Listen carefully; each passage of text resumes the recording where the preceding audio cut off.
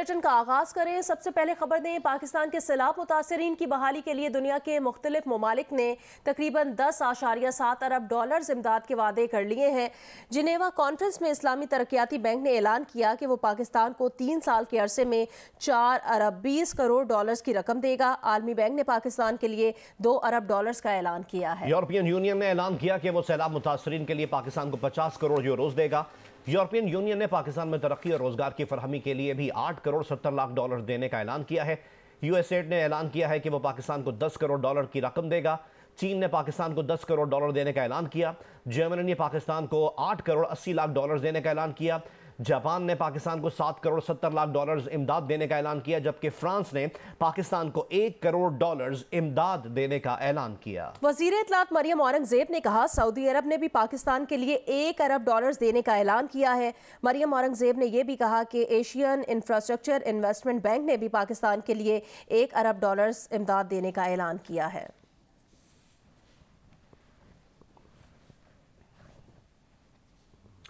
तर्जुमान अमरीकी महकमे खारजा नेड प्राइस ने कहा है कि गुज़िश्ता बरस के सैलाब के बाद से पाक अमरीका करीबी ताउन चला आ रहा है। अमरीका ने सैलाब से बहाली के लिए इजाफी $100 मिलियन देने का ऐलान किया है।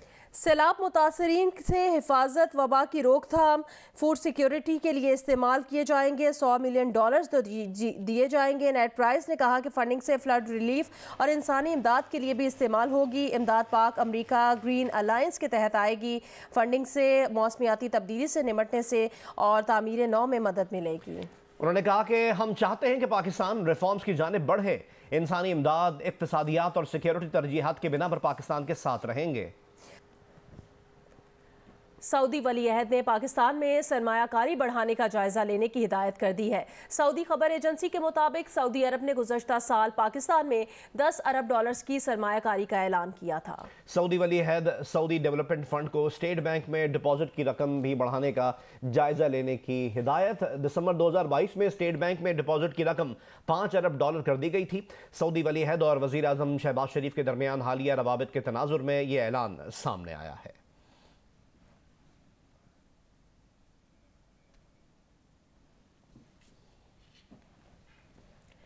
वज़ीर मुमलिकत बराए उमूर ख़ारिजा हिना रबानी खर ने कहा, पाकिस्तान ने दुनिया की तवज्जो एक मरतबा फिर अपनी जानिब मबजूल करा ली है। हम सैलाब ज़दगान के लिए जितनी इमदाद की तवक्को कर रहे थे, इससे ज़्यादा इमदाद हमें मिली है। उन्होंने ये बात जिनेवा में मीडिया से बातचीत करते हुए कही।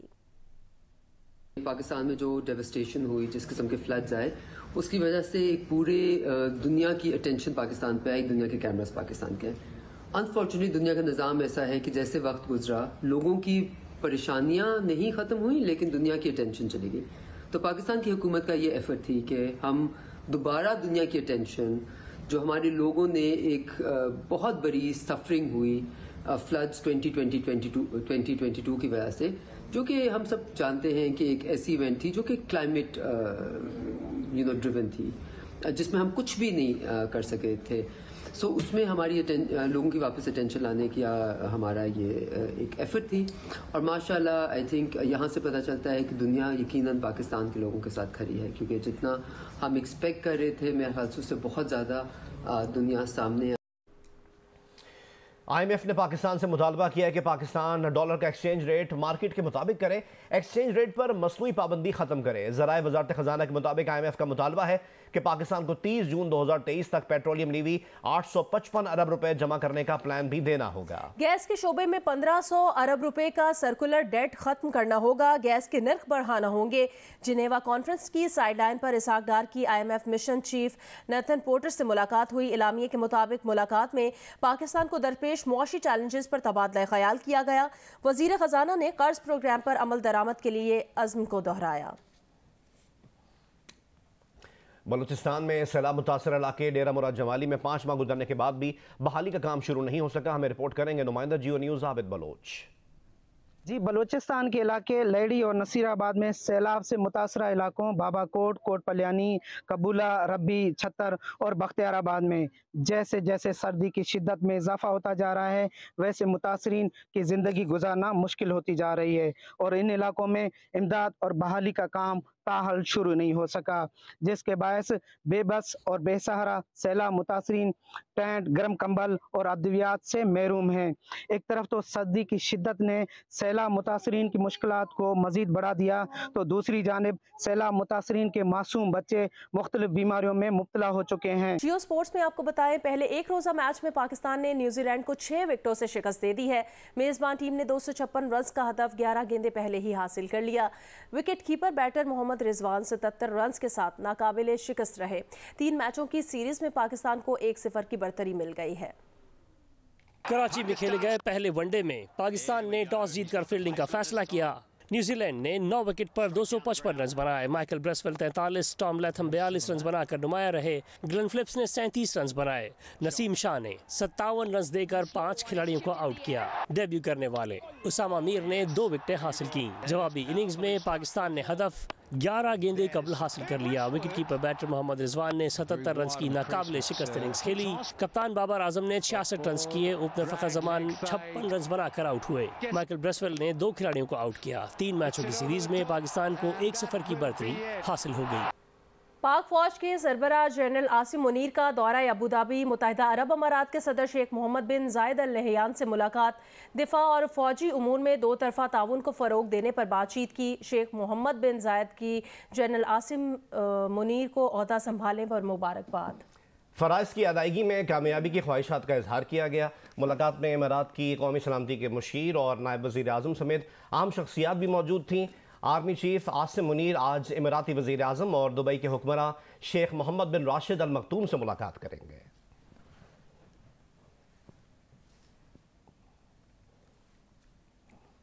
इमदादी कॉन्फ्रेंस में अरबों डॉलर्स के वादे से IMF से मामलात में आसानी होगी। IMF से मुआहिदा होने से डॉलर की तलब कम हो जाएगी। साबिक वज़ीर ख़जाना मिफ्ता इस्माइल ने गुफ्तगू की है जियो न्यूज़ के प्रोग्राम आज साजिद खानज़ादा के साथ में। उन्होंने मजीद कहा डॉलर असल में 260 रुपए का है। हुकूमत जो 8 बिलियन सोच रही थी उससे ज़्यादा पैसे आए हैं और आपने ये बताया कि सऊदी अरब ने भी 1 बिलियन प्लेज किया है और मेरे ख्याल से ये इससे हमारा IMF से निगोशिएशन के अंदर थोड़ी सी आसानी हो जाएगी। जो अमीर 50% सारिफ हैं उनको आप गैस की कीमत बढ़ा दें, आप इंडस्ट्री की गैस की कीमत बढ़ा दें। तो IMF को ऐसी बात नहीं कर रहा जो कि करना बहुत मुश्किल है। मेरे ख्याल से ये करनी भी चाहिए और ये सूदमंद बात। कतर को ये बेचना पावर प्लांट्स तो बड़ी खुशाइन बात है। वो तो मतलब IMF की रिक्वायरमेंट हो या ना हो ये बेच देना चाहिए। बगैर IMF के आपका जो इस वक्त जो डिफॉल्ट का जो रिस्क है वो कम नहीं होगा, मार्केट का परसेप्शन कम नहीं होगा। इस वक्त जो डॉलर की डिमांड बढ़ रही है वो इसलिए बढ़ रही है कि लोगों को लग रहा है कि खुदा ना खास्ता पाकिस्तान डिफॉल्ट ना कर ले तो लोग सिक्योरिटी और सेफ्टी के लिए डॉलर बढ़ा रहे हैं। एक ज़माने में पाकिस्तानी प्लॉट खरीदता था, आज पाकिस्तानी प्लॉट नहीं खरीद रहा है, पाकिस्तानी डॉलर खरीद रहा है।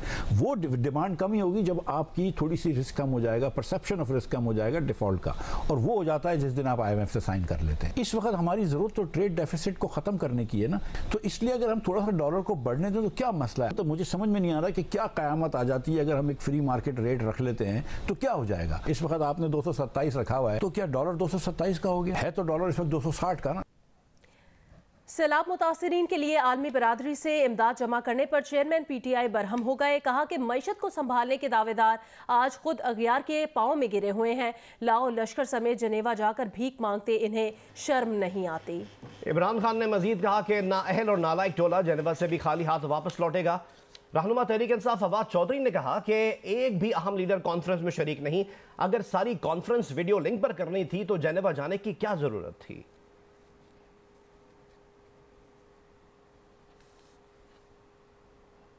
वेदर अपडेट आपसे शेयर करें। मगरबी हवाएं शिमाली बलूचिस्तान में आज दाखिल होंगी, कल से बालाई इलाकों पर असरअंदाज होंगी। बुध से जुमे के दौरान बारिश और बर्फबारी की पेशगोई की गई है। कल से इस्लामाबाद, लाहौर, सरगोदा, मियांवाली, खुशाब और भक्कर में बारिश का इम्कान है। लिया, फैसलाबाद, झंग, गुजरावाला, गुजरात, सियालकोट, मुजफ्फरगढ़, मुल्तान और खानेवाल में बारिश की पेशगोई।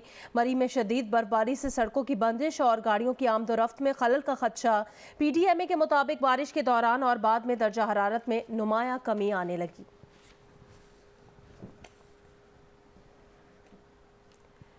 पंजाब और सिंध के मैदानी इलाकों में शदीद धुंध है। हद निगाह मुतासिर हो गई। लाहौर इस्लामाबाद मोटरवे M2 कलर कहार से भेरा तक, पिंडी भटियां फैसलाबाद मोटरवे M3 दरखाना से फैजपुर तक बंद है।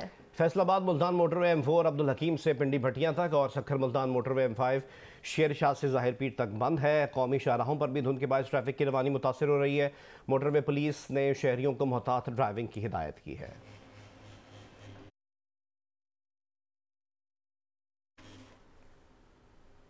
मुल्क के बालाई इलाकों में बर्फबारी का सिलसिला जारी है, जबकि मैदानी इलाकों में शदीद सर्दी और धुंध का राज है।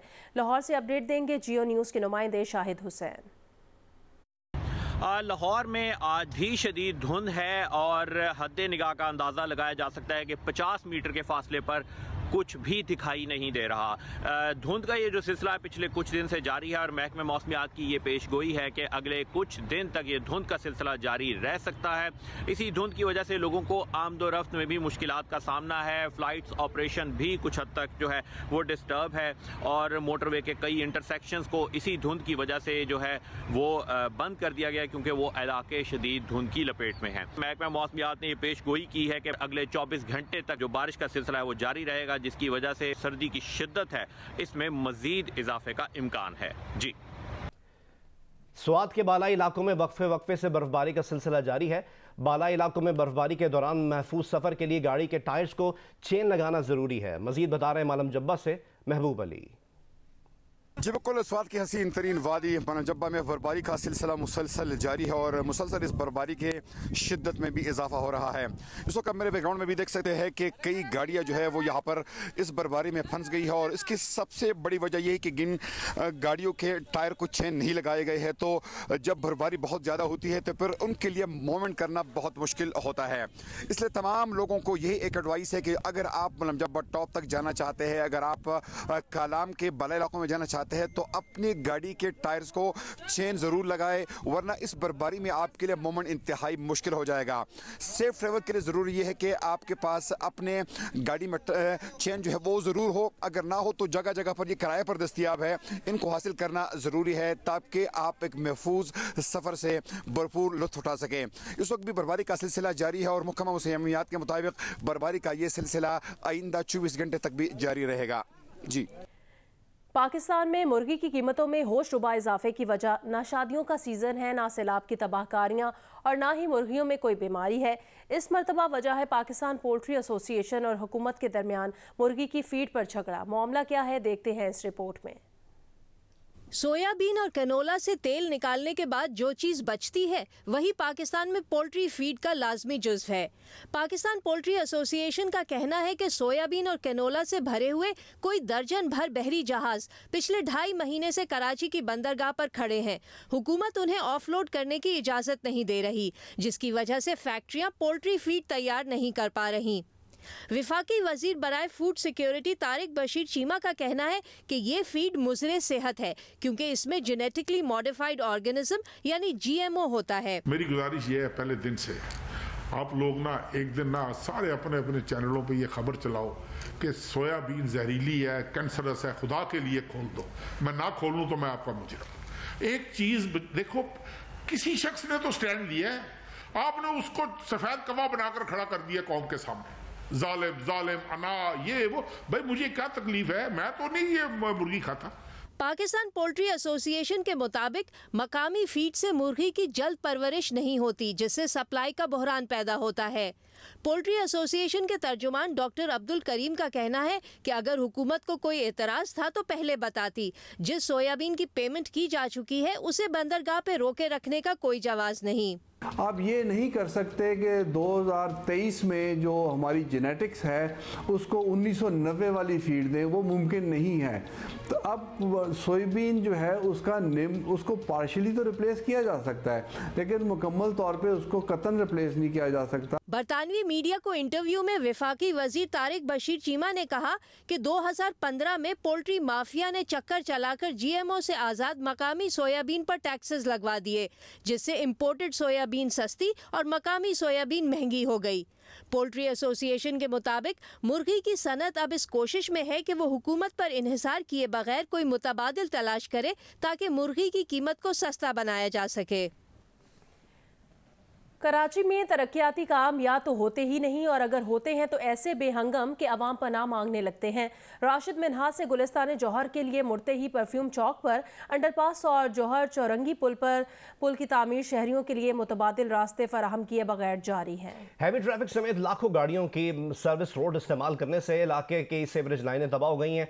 गुलिस्तान जौहर, जिसे फ्लैटों का जंगल भी कहा जाता है, इस जंगल के अक्सर फ्लैट्स में सीवरेज का पानी भरा हुआ है। तजावुजात हटाए बगैर मेगा प्रोजेक्ट शुरू करने से इलाके में चलने की जगह नहीं बची है और माजी के तल्ख तजुर्बात से गुजरे अवाम सोच रहे हैं कि यह मेगा प्रोजेक्ट भी अगर ऐलान करदा वक्त पर मुकम्मल नहीं हुआ तो इनका क्या होगा।